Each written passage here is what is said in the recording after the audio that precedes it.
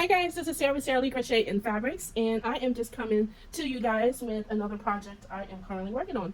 So if you see this beautiful fleece hat that I'm showing you guys, let me show you the front and the back. It is folded, but it has like, I guess, elk. It's like an outdoorsy kind of fleece. I did get these from Joann's. They typically have a really good sale closer to winter or closer to like the end of fall or something for these fleece. Sometimes they're $4.99, $2.99 a yard. I am a crocheter by heart. I do more crocheting than sewing usually, but I donate a lot of my hats to the homeless community in my area, and it just wasn't meeting the needs because there was just so much more need than I could produce or the shelter could provide. They're constantly asking for hats, so I found a way to sew the hats, which are much faster and just much more efficient. So these are the style that I came up with. You can fold them up, or you can let them slouch. You can make them longer. You can make them more into a slouchy hat if you like. And they are double layered. So just to show you here, this is how they look like. Just regular beanies. And you can do them in any kind of print they have available in fleece. The fleece do have a slight stretch to it, which is awesome. And then it's also can be reversible. I haven't put my thread in that one yet, but yeah, this is the other side of it. I tried to make one side solid always. So yeah, and I usually try to gear towards darker fabrics because, you know, people are out there and sometimes they don't have access to washing everything as often as, you know, others may. So I try to stick with darker fabrics. I also make these every now and then to sell them. So, and I also sometimes will make the mittens to match, which I'll show you guys in another video. But this is how it looks like. I know you can make it slouchy. I like mine. I make mine personal a little longer because I do like the slouchy look. And they're super cool because if you do fold them, actually what I see a lot of the guys at the shelter do when I give it out to them, because I usually give it out and then I'll include some hand warmers. And what they do is that they'll fold it and then stick the hand warmers in the side of the hat, and that just gives their head more heat. And the hand warmers are called hot hands, I believe. They sell them on Amazon. They're good for about 10 to 12 hours of keeping warm. I use them myself all the time, even sometimes when I'm in the house, you know, and it's a little chilly. I'll stick them in my robe or something. But yeah, so this is what I'll be making. And I'm doing it a little differently today because I am using a different kind of fabric. So let me stick her back here off. Okay. So the fabric that I will be using, because the way you make these, I'll be using this fabric, which is a lighter knit fabric. I actually got this from Hobby Lobby, and you need something that have a little bit of stretch. The fleece won't have that much stretch, but it does have enough to, you know, fit on anyone's head, and you can adjust the size. I typically make larger for men and stuff like that. But so this is the fabric I'll be using, and then it has a little bit of stretch, and this will be the length of the fabric.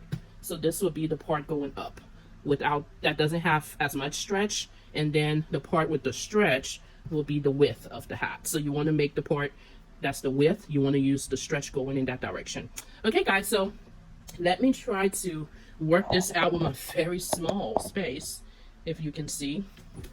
All right, so this is what I have going right now. And I want to say also, I did also get the same kind of knit fabric in the black. So again, the stretch is the width. All right, so I've already cut the black. This is the basic pattern. Let me put it that way so you can kind of see. This is the basic pattern I will be using. This is what it looks like. If you take any hat that you have and just fold it in half, if you have a hat that's shaped like this and you just fold it in half, it will give you that basic pattern where it has a little slope and then a big old curve. So that's pretty much what I had used with the hat I already had. I just made it a little wider and longer. So I've already cut out my black, but this is what it looks like. This particular pattern I created at 12 inches and then 5 inches, and then I also folded a little part to extend it to 6 inches if I choose. And this little part is not a big deal, but I usually try to keep it between 2.5 inches and 3 inches. So that's what it looks like. So I've already cut out the black, and you need 2 of each. So you need 2 of each of the lining and the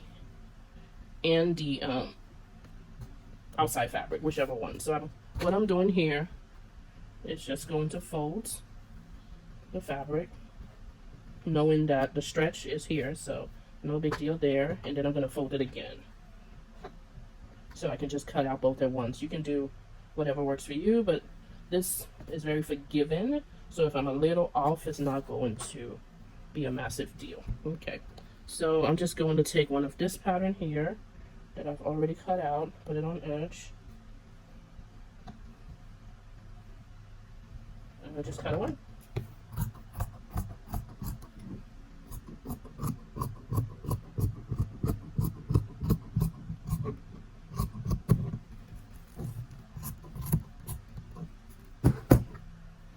Okay, so if you guys can see, so now I have 2 of the black and then 2 of the blue. So I'm going to set that aside, set up my machine, and get started. The black solids, and you will choose right side to right side. Now with this black fabric, you can't really tell because they're both the same. But if it's a fabric where you can tell, you would just do right side to right side, just like this. If you can see that, there you go. So yeah, you would just do right side to right side. Now I do have my machine is set for 4 for tension.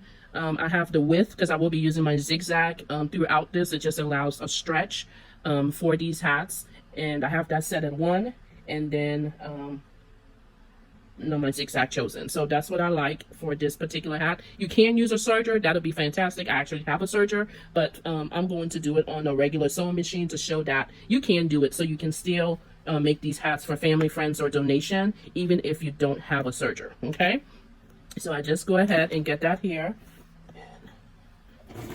Definitely do your back stitch and just sew straight down.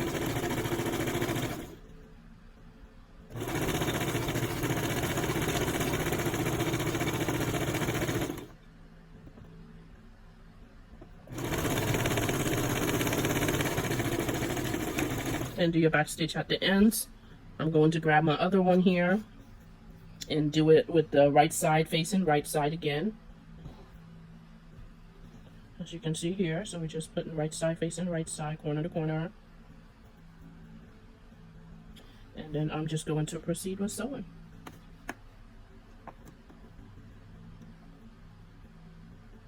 I just always like to get that first part done right there.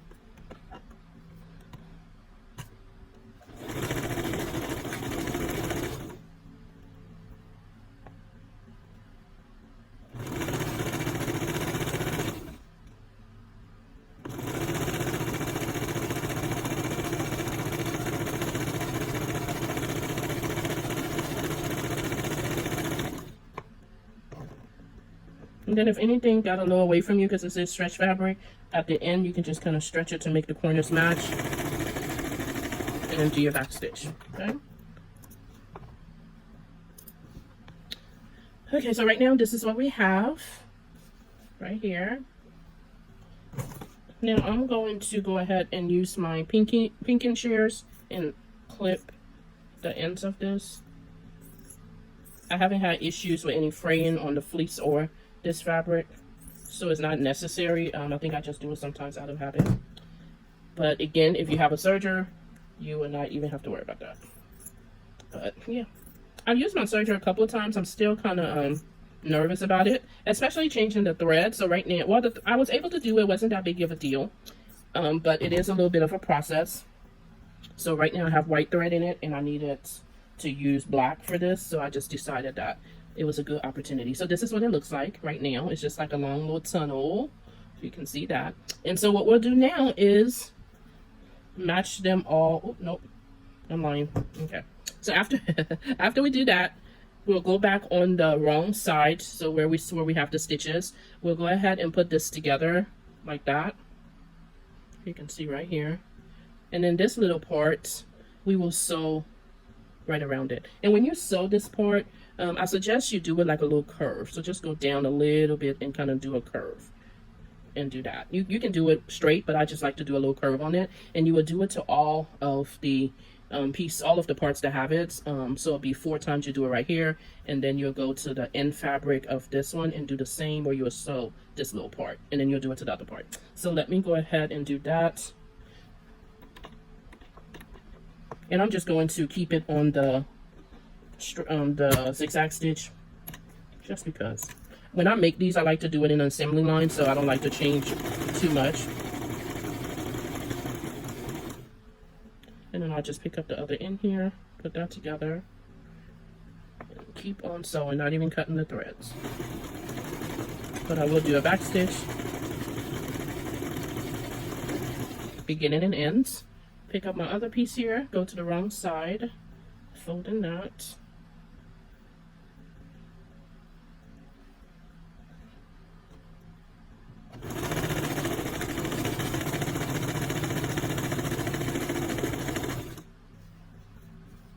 Making sure I'm still on the wrong side on this end.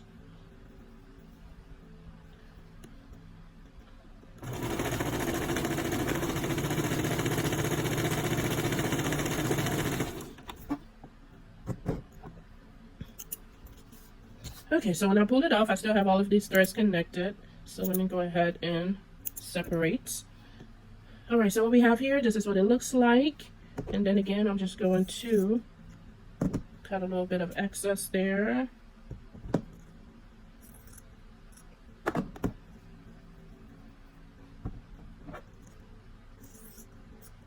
And I'm serious, guys. I know it may seem like it's a long process, but I mean, these, with the exception to just cutting the fabric, sewing these literally would take me maybe 10 minutes.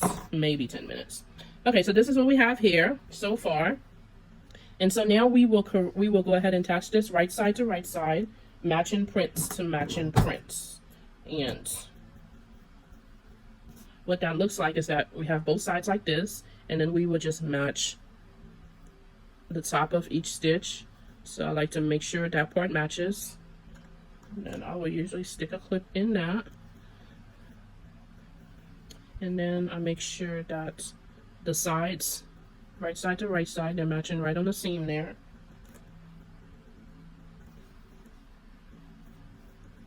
And then I will flip it over, make sure to match on the seam over here. Put a clip in that. And then go to the top of the black part here, the lining part, and make sure right side to right side, seam to seam is matching there. Now you can pin this, clip it all the way around if you want to be more careful about it, but I don't. I just make sure those areas are clipped, and I just sew from there. So at this point, I'm going to start on the black side, and what I will end up needing about 2 inches that I don't sew to flip it. So I kind of just, this is the top of it, I go about a couple of inches, and yeah, we'll start sewing, and then I'll stop right after I come back around, just to make sure I leave those few inches there. So now I would just go ahead and match it up, and get over here. Oh, did my thread undo? Come on. And you know, this machine does have a threader, but yeah, I don't know, it makes me feel young when I can still thread, which is not very successful right now.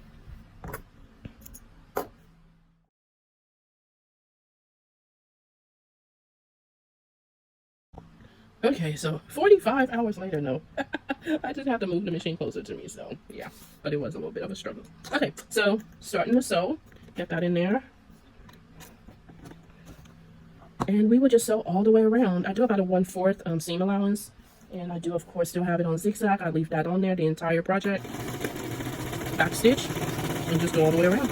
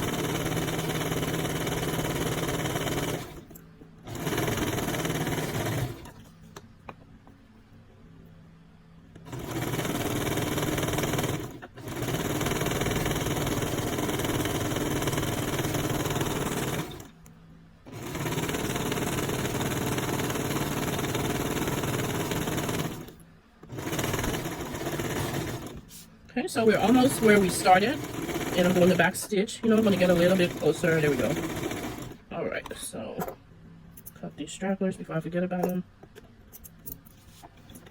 Okay, so this is what we have all sewn around. I'm not going to do the zigzag. I'm not going to use my pinking shears. So you just go ahead and turn everything inside out. So just pull that all out, shake it, do whatever it takes to get everything on the right side. I'm actually making this for myself because I don't actually like to wear bonnets when I sleep, and I do have braids, but I actually will wear a hat. So I made this with this lightweight fabric, but it's the exact same pattern to make the winter hats. All right, so this is the hole that we have right here to turn it inside out, and it kind of just folds on itself. So that's how it looks like, and I'm just going to zigzag the edge to go ahead and close this. Get in there. Okay, there we go. Oh no, don't tell me you did it again.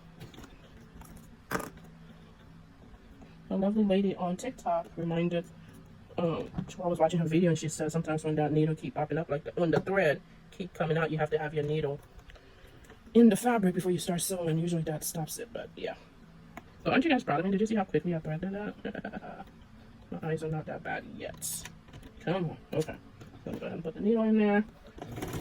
And do a back stitch. Make sure that it's all catching both fabrics. Okay. Okay, go ahead and snip that off. Okay, so now we have this beautiful long tube, and then we are just going to put the lining fabric in there, stuff it all in there. Okay, make sure it's all in there, and you can clip it. I'll clip it for you guys. So what I do is that I get it in there, make sure the lining fabric is in there, and then the outside fabric is just a little bit over it. So I just clip that, and then do the same to this side. Clip that, and then I am going to do a zigzag stitch all the way around, and I actually will have to change my thread to the blue. Probably won't make that big of a difference, but let's hope we can get the quick thread in action like I did earlier, because my little camera setup is a little weird.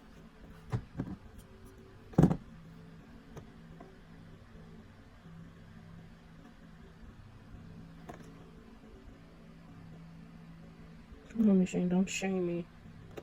Is that in there? Yeah, when I get off this, when I'm done making this video, I'm going ahead and watching a video how my automatic threader works. Okay, so what we have here, we just go ahead and start sewing. So I'm going to start right after this clip. Get it in position. And keep an eye on this, adjust it often so that, you know, nothing shifted. And again, still using the zigzag stitch. This is really important if you're using a sewing machine around this area to keep that stretch and all of that going when it's going around the head, so you're not popping a stitch. Okay, so go ahead and do a back stitch as always, and then I just do about a 1/4 inch from the brim.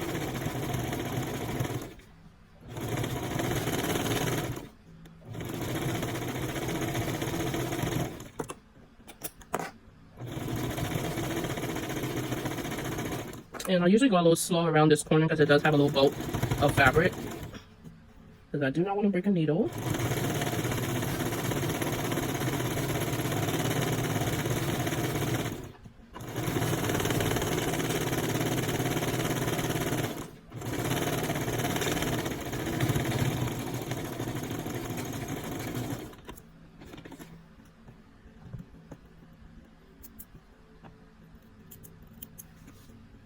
Okay guys, she is all done.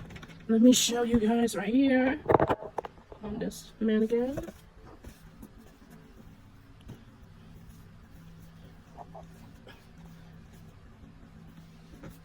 Okay, I think she is pretty cute, guys. I'm going to take some still shots as well, because sometimes the angle of my camera don't catch anything. And I just think it's super cute. You can have it super slouchy. You can flip it and do like a brim.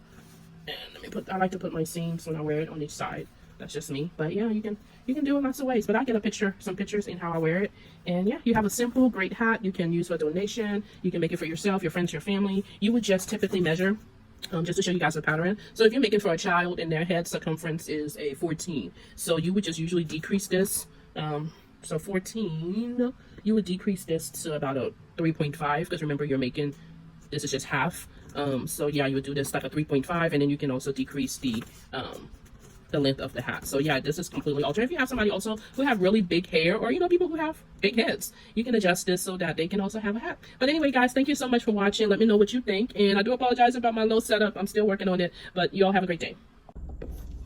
Hi guys, this is Sarah, SarahleeCrochet&Fabric. So I did a video earlier today where I made this particular hat for myself. I'm actually going to use this instead of like wearing a bonnet at night to protect my hair. I prefer to wear hats, so I made it a little tighter, but I will certainly show you how it looks like. Now typically I would have my hair in a bun or something on the top and then just put this on, and it does have a lot of room in here, so this is what I like. I just find these more comfortable, and they actually stay on my head, especially in the colder months, than a satin bonnet, especially also when I have braids. So this is how it looks like. It's really comfortable. And then this one I actually made from Ankara stretch fabric. You can find this, I believe she still have it. It's Zesty Couture. She sells African fabrics, and she got a few stretch African fabrics, which are pretty hard to find. I did order just 1 yard because I wanted to try it out, and it's really it's a nice texture. It's a thicker fabric, but I love it. And I did do this one also with a lightweight stretch knit on the inside. Now this one will be the regular typical size that I make for head size 20, 22, 24-ish, and that is how it looks like. That's how it looks from this side. So these are really good. They're really comfortable, and I love making these not only for myself but also when I do for charity, homeless, and all of that during the winter. I do make them in fleece fabric. You can also I have used like old sweaters, like wool sweaters that you can buy at a thrift store. You can certainly cut it up and use it as the fabric as well. I've done that. I sometimes will even use the wool sweaters to make mittens. So let me know what you think. I absolutely love this hat. It's not tight on the head. It fits perfectly. It's a little slouchy here, so you can slide it back, put your hair in it. And I just think it's really adorable. Let me know what you think about the color, the Ankara fabric, and everything else. Talk to you guys later. Bye.